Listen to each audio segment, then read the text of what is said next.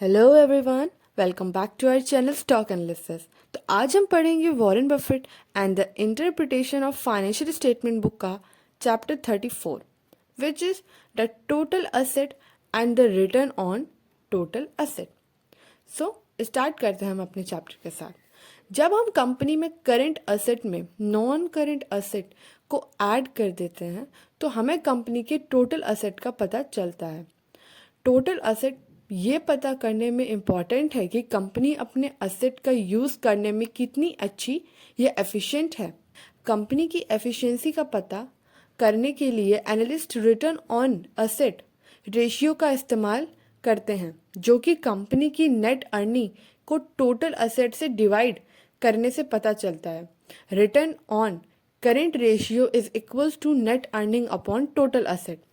हालांकि कैपिटल यानी कि पूंजी हमेशा किसी भी उद्योग में प्रवेश करने के लिए एक बाधा या एक बैरियर का काम करती है, लेकिन एक ऐसी चीज जो किसी कंपनी के कॉम्पिटिटिव एडवांटेज को टिकाऊ यानी कि ड्यूरेबल बनाने में मदद करती है, वो है उस फील्ड में जाने के लिए रिक्वायर्ड एसेट की लागत यानी कि कैपिटल।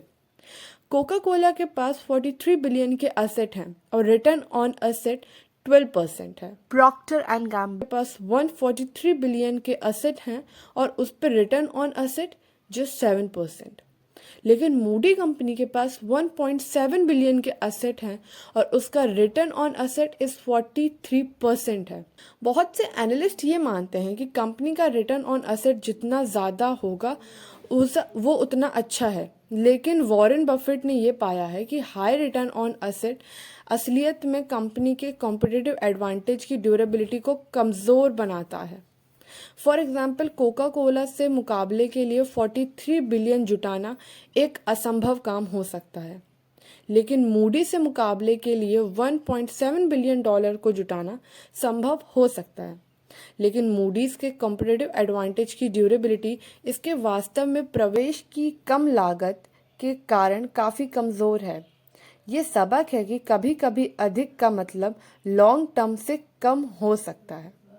तो अगर आपको हमारा वीडियो पसंद आया हो तो please like, share and subscribe to our channel.